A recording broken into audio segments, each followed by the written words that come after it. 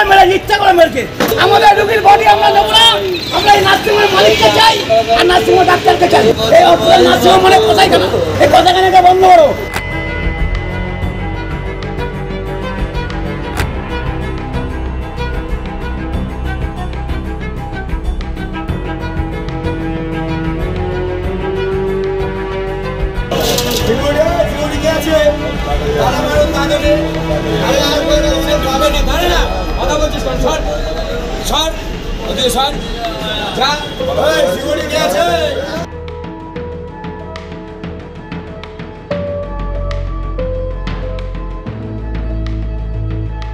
চাবি নিয়ে আয় ভাই, চাবি নিয়ে আয় ভাই, তালাবার আমাদের বডি বেরোবে তখন যাবে।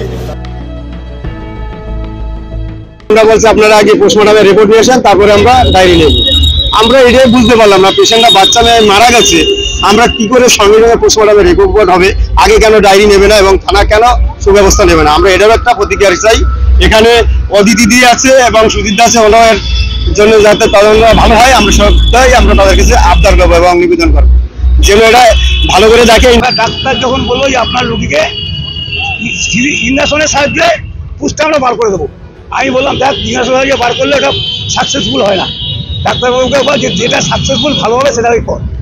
তখন আমাদের পেশেন্টকে পার্টিকে বললো যে আপনাদের পেশেন্টকে অপারেশন করতে হবে। আমার ভালো কথা, অপারেশনে ওটি চার্জ লাগবে, সব লাগবে, আপনার সবই দেওয়া হবে।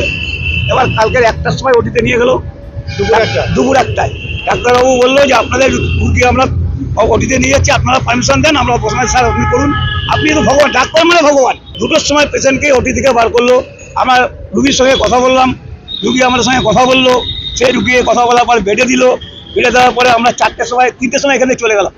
চলে যাওয়ার পরে বাড়ির লোক আসলো, বাড়ির লোক এসে দেখলো রুগী ভালো আছে। আমরা তখন আমাদের ভাইপোকে আর ভাইপোরা আমার 2টো ভাইপোকে রেখে গেলাম যে তোরা থাক রাত্রিবেলা, যদি কোনো অসুবিধা আমাদের বলি। 3টের সময় আমার কাছে ফোন করলো আমার বন্ধু, 3টের সময় বলছে যে সকালে এই ব্যাপার, রাত 3টের সময় বৌমা নেই। 3টের সময় ফোন করার পরে 3টের সময় আমরা ওখান থেকে আসবো। এবার ডাক্তারবাবু যদি মনে করে যে ডাক্তার ওটি করেছে তার তো রুগী সিরিয়াস হয়, সে তো সঙ্গে সঙ্গে আসবে। সে সঙ্গে সঙ্গে না আসে, সে তখন 2টার সময় আমাদের পেশেন্ট পার্টিকে বলছে আপনারা এখন এখান থেকে অন্য জায়গায় নিয়ে যান। কি করে তিনি এটা বলে যে এখন 2টার সময় অন্য জায়গায় নিয়ে যান?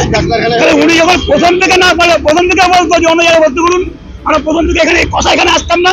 রীতিমতো এটা যে কসাইখানা, এখানে যে রুগী আছে ফেরত যায় না, এটা রীতিমতো পয়সার খেলা হচ্ছে এখানে। তো রাহুল সরকারকে ওনারাই চয়েস করেছেন, ডক্টর সরকার ওনারাই ভর্তি করেছেন, ওনারাই সাউথ দমদম মিউনিসিপ্যালিটি উনি চেম্বার করতেন, ওনাকে দেখিয়েছিলেন ওনারা।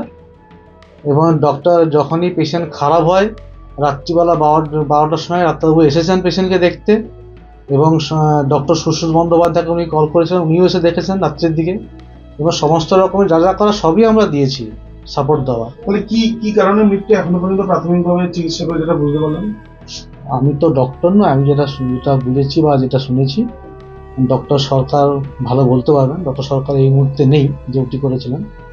ওনার টোটাল কাউন্ট হচ্ছে অনেকটাই বেশি, 53,800 মতো হচ্ছে আপনার টোটাল কাউন্ট। সেপ্টিসিমিয়া শখে একটা ধারণা, যে এর জন্য পোস্টমর্টম করা হয়েছে, যেটা পোস্টমর্টম রিপোর্ট দেখে বোঝা যাবে কি হবে না। পোস্টমর্টম হয়েছে, পোস্টমর্টম পাঠানো হচ্ছে আর কি।